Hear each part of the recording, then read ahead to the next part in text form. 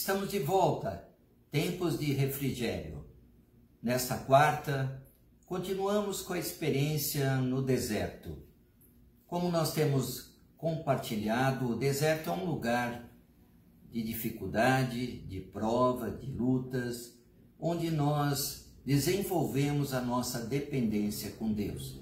Eu gostaria de ler o Salmo 136, versículo 16 para você.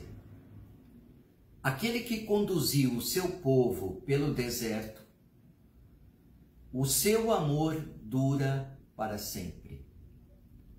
Nós lembramos que o deserto, a saída do povo de Israel lá do Egito, em caminho para a terra prometida, foi um período de desenvolvimento do relacionamento de Deus com o seu povo. E Deus os amou o tempo todo, mas queria demonstrar a sua grandeza, o seu poder, principalmente o seu amor. Diferente de outros deuses pagãos, nosso Deus é um Deus pessoal. E ele queria se relacionar com o povo de Israel. Dessa forma, esse desenvolvimento no relacionamento durou muito tempo. E foi importante tirar lições preciosas para o nosso aprendizado. Hoje eu gostaria de falar sobre aquele momento que eles saíram lá do Egito.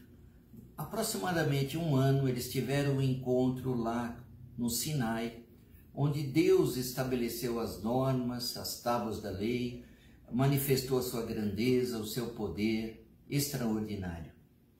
E aí, depois de um tempo, eles se dirigiram para a terra prometida e lá, próprio Moisés nomeou 12 representantes, um de cada tribo de Israel, para que eles fossem espiar a terra, para que eles soubessem como que seria a terra prometida.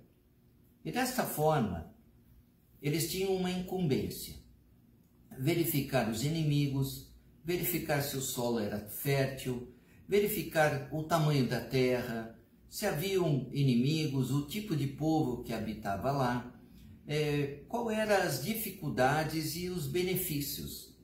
Eu entendo que a postura de Moisés foi muito mais para que o povo olhasse para a terra prometida como algo que era uma promessa de Deus e principalmente algo que deveria ser conquistado, que eles pudessem ter a visão daquilo que Deus gostaria de realizar ali.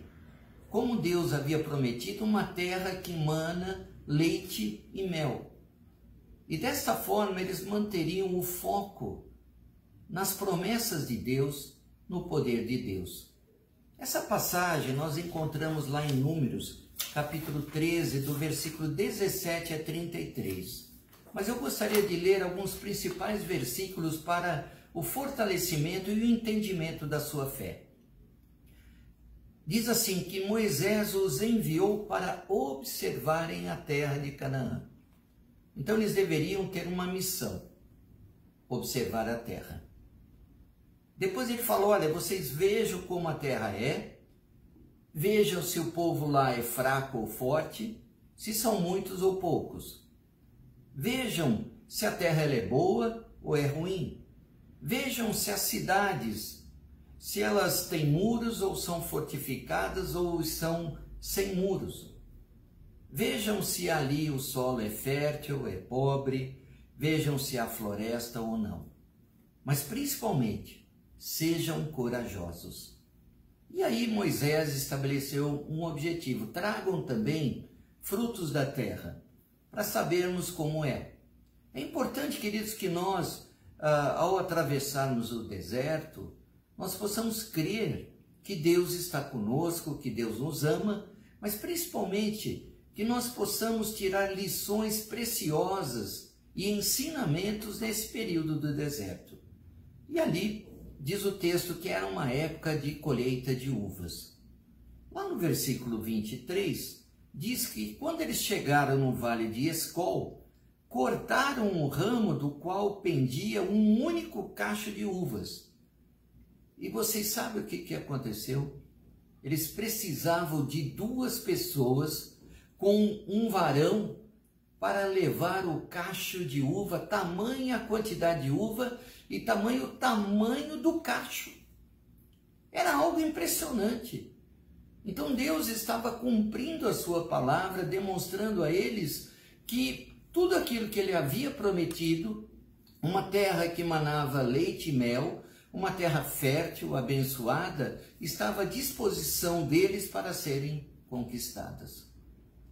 E aí eles voltaram depois de 40 dias da missão de reconhecimento da terra. Só que aconteceu algo surpreendente. Desses 10 líderes começaram a falar que a terra era muito perigosa, que um povo que vivia lá era muito poderoso, que as cidades eram fortificadas e muito grandes, e que também viviam ali descendentes de Enaque. Os Enaquins, eles eram gigantes, mais ou menos 3 metros de altura. Então eles ficaram impressionados com o tamanho dos povos diante da altura média do povo de Israel, em torno de 1,60, 1,65. Então eles ficaram apavorados.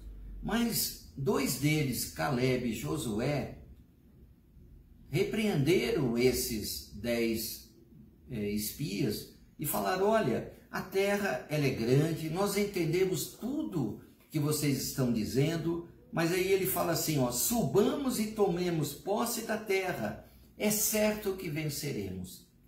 Queridos, quando nós temos a fé no Deus Todo-Poderoso, nós olhamos as dificuldades, as lutas e tribulações com outros olhos.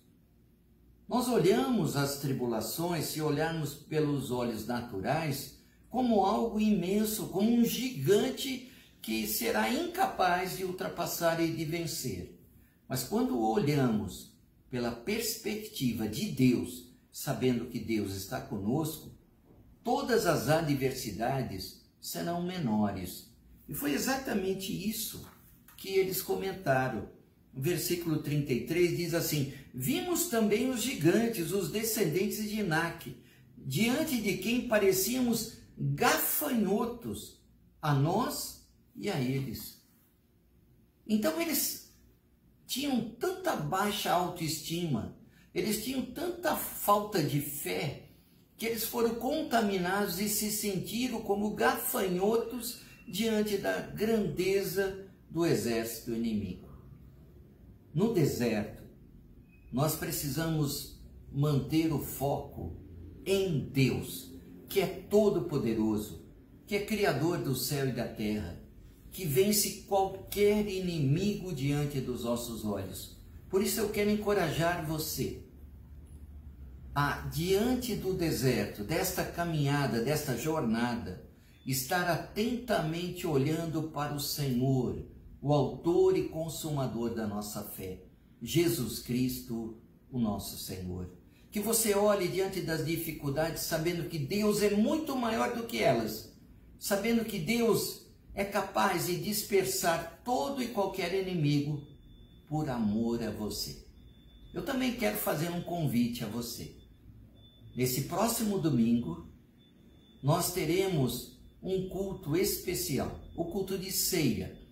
E eu estarei falando sobre os tempos de refrigério, essa experiência do deserto.